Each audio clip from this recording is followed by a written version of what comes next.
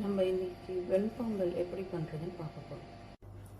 நம்ம வெண்பொங்கலுக்கு 1 டம்ளர் அரிசி, அதே அளவில் 3/4 டம்ளர் சிறுபருப்பு, பைத்தம்பருப்புன்னு சொல்லுவோம்ல, அதை போட்டு தண்ணி ஊற்றி ஊற வைக்கணும். ஒரு 10-15 நிமிஷம் ஊறிச்சுன்னா நல்லாயிருக்கும்.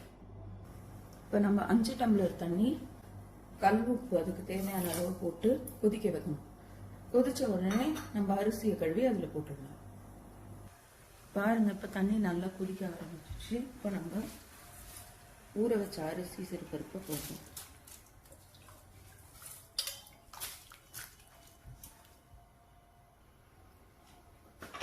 இப்போ நம்ம குக்கரை மூடிட்டு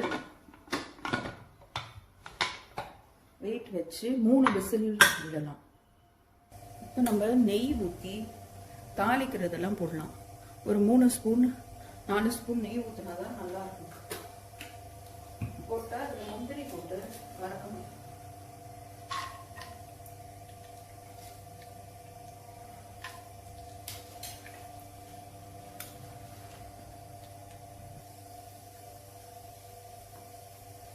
முந்திரி கொஞ்சம் நல்லா ப்ரௌன் ஆகணும். இது கூடவே நம்ம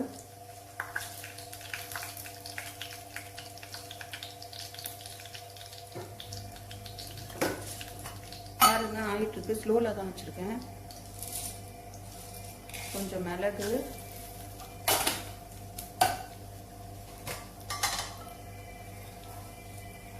சீரகம்,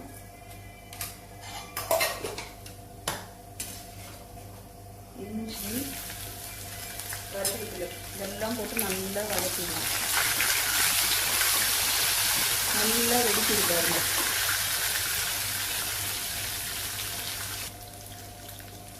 கொஞ்சம் பெருங்காயம் சேர்த்துட்டு ஆஃப் பண்ணிடலாம்.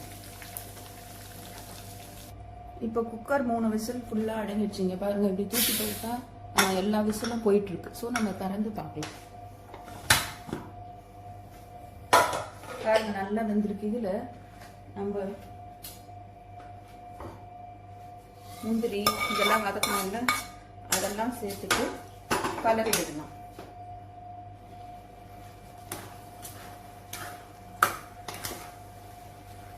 ஸ்லோவில் வச்சு நல்லா கலரிட்டு இருக்கலாம். இப்போ இன்னொரு கடாயில் ஒரு 5 ஸ்பூன் எண்ணெய் எடுத்திருக்கேன். நல்லா பெரிய குழி கரண்டினா ஒரு 3. ஏன்னா நல்லா எண்ணெய் நெய் தான் பொங்கலுக்கு டேஸ்ட்டு. ஸோ நெய் ஊற்றிக்கிட்டோம், நம்ம வதக்கிட்டோம். இப்போ எண்ணெயை காய வச்சு அதில் ஊற்ற போகிறோம். இப்போ நல்லா காஞ்சிச்சு அந்த எண்ணெய், அதை இதில் ஊற்றணும்.